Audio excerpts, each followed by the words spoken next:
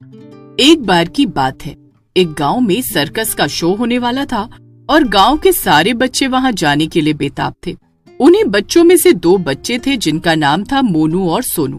वो दोनों पड़ोसी थे। अरे सोनू, तूने देखा? पास वाले मैदान में सर्कस का टेंट भी लग गया। चल तुझे दिखा कर लाता हूँ। अरे मगर मोनू, सर्कस तो कल से शुरू होने वाला है ना? हाँ, पर पता है वो टेंट बहुत बड़ा है और रंग बिरंगा भी। चल ना, देख के आते हैं। सभी बच्चे देख कर आए हैं। मैंने तो सोच लिया था कि तेरे साथ ही जाऊंगा देखने, बिना तुझे लिए नहीं। क्या? अच्छा रुक, अभी आया। माँ, मैं मोनू के साथ मैदान में सर्कस का टेंट देख कर आऊँ। घर के अंदर से सोनू की माँ बोलती है, ओफो, अभी तो सर्कस शुरू भी नहीं हुआ और तुम सब बच्चों के ऊपर अभी से उसका भूत सवार हो गया है। ओहो, जाने दो ना माँ। अच्छा ठीक है, जाओ, मगर वक्त पर आ जाना। सोनू मजे से मोनू के साथ सर्कस के मैदान की तरफ चल देता है। वो दोनों वहाँ पहुंचकर देखते हैं तो चौंक जाते हैं। वाह मोनू, कितना बड़ा टेंट लगा हुआ है यहाँ पर, देख तो जरा। हाँ, देख ही रहा हूँ। कल इसी टेंट के अंदर सर्कस का प्रोग्राम होगा, बड़ा मजा आएगा। ए मोनू, चल अभी अंदर चल कर देखते हैं क्या क्या तैयारी हो रखी है अंदर। क्या पागल हो गया है क्या सोनू? अरे अभी तो अंदर जाना मना है। अरे देख, वहाँ टेंट के बाहर साफ साफ लिखा है। हाँ, पर हम बस अंदर थोड़ा सा झांक कर देखेंगे ना। चल ना, कुछ नहीं होगा। मोनू मना करता है, मगर सोनू उसे जबरदस्ती टेंट के बाहर तक ले जाता है। चल आजा मोनू, और बिल्कुल शोर नहीं करना। धीरे धीरे आराम से मेरे पीछे आना। अच्छा ठीक है, मगर जल्दी से देखकर हम वापस बाहर आ जाएंगे, ठीक है? हाँ ठीक है, अब चल भी। सोनू टेंट के अंदर घुस जाता है। मोनू फुसफुसाते हुए कहता है, वाह सोनू, यहाँ पर कितनी सारी कुर्सियाँ लगी हुई हैं, और देख वो बीचों बीच कितना बड़ा मंच लगा हुआ है। लगता है वहीं पर वो जोकर हमें तरह तरह के खेल दिखाएगा। सही कहा तूने मोनू। लेकिन तभी अचानक से उन्हें कुछ आवाज सुनाई देती है और वो दोनों चौकन्ने हो जाते हैं। लेकिन वो दोनों उठकर जाते उससे पहले ही वो देखते हैं कि मंच पर जोकर आ गया था और उसके पास एक बहुत बड़ा सा बक्सा था। सोनू, लगता है यही है वो जोकर, कल जो हमें सर्कस दिखाएगा। सही कहा तूने मोनू, इसके कपड़े तो देख कितने मजेदार हैं, और इसकी लाल लाल नाक। पर तभी वो जोकर एक भूतिया जोकर में बदल जाता है। इसके बाद वो जोर जोर से हंसने लगता है और उसकी हंसी सुनकर मोनू सोनू डर जाते हैं, क्योंकि जोकर बहुत ही डरावनी हंसी हंस रहा था। हुई हुई। बस कल तक का और इंतजार, फिर आएगा ना मजा। कल आएंगे गांव के सारे बच्चे मेरा सर्कस देखने, और फिर मैं बना लूंगा उन सबको अपने खिलौने।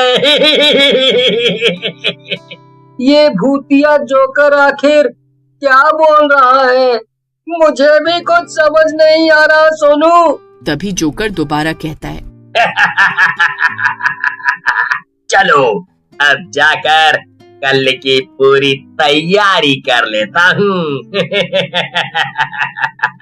भूतिया जोकर अपने पुराने रूप में आ जाता है और सर्कस से गायब हो जाता है। और जैसे ही सोनू मोनू खुद को अकेला पाते हैं, वो आव देखते हैं न ताव और सीधा सर्कस के बाहर भागते हैं। वो दोनों चैन की सांस लेते हैं। आखिर ये सब क्या था मोनू?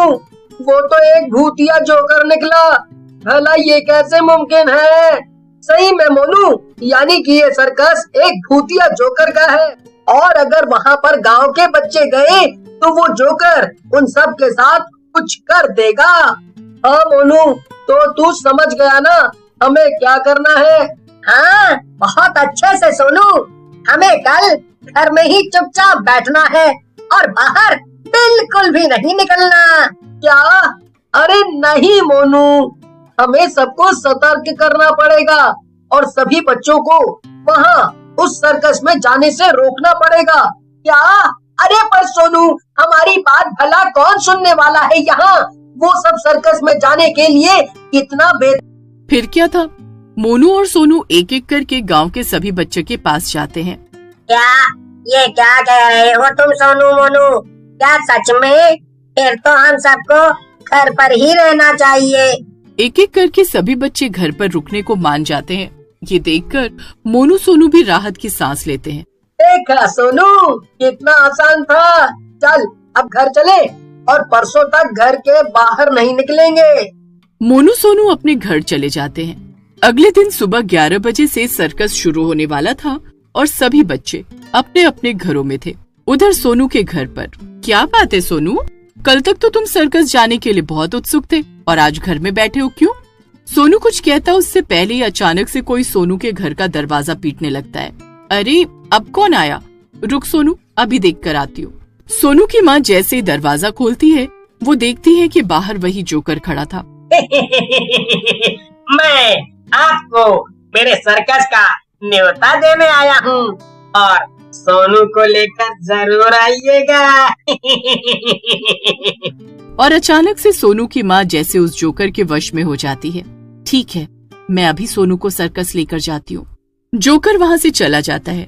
सोनू चलो, हमें सर्कस जाना है अभी के अभी। क्या? नहीं, वहाँ पर वो भूतिया जोकर है, मुझे वहाँ नहीं जाना। चुपचाप मेरे साथ चल, वरना अच्छा नहीं होगा।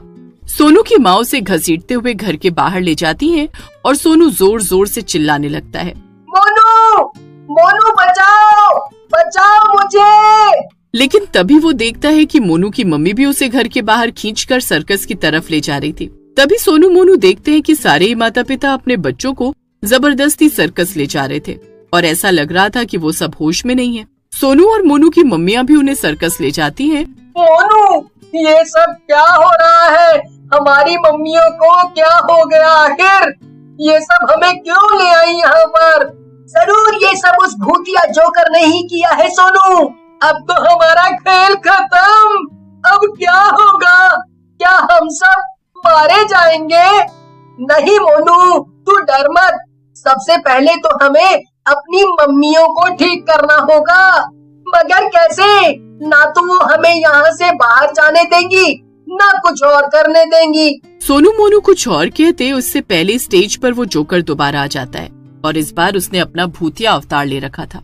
उसके बड़े बड़े हाथ थे और उसकी आंखों से खून बह रहा था। सभी बच्चे उसे देखकर बेहद डर जाते हैं। बचाओ बचाओ, भूतिया जोकर बचाओ। अब जो कोई भी पहले चिल्लाएगा उसे मैं बना दूंगा एक जादुई खिलौना। ये सुनकर सभी बच्चे चुप हो जाते हैं। तभी जोकर चुटकी बजाता है और उसका वही बड़ा बक्सा वापस स्टेज पर आ जाता है।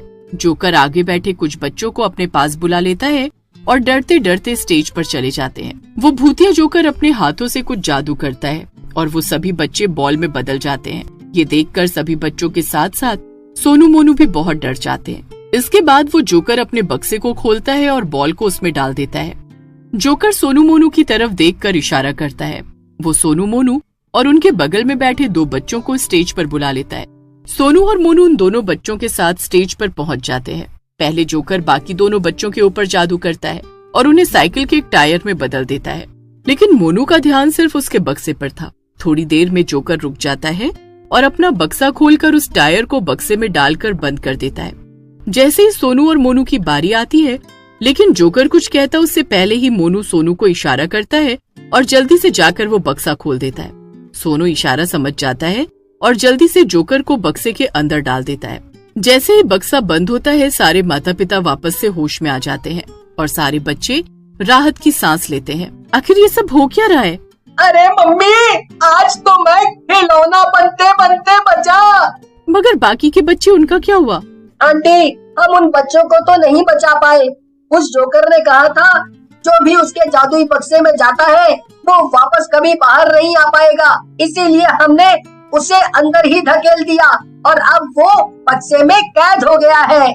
सभी लोग इस बात से दुखी हो जाते हैं, लेकिन जोकर हमेशा के लिए चला गया ये सोचकर वो लोग राहत की सांस भी लेते हैं और फिर दोबारा वहाँ कभी भी सर्कस नहीं लगता।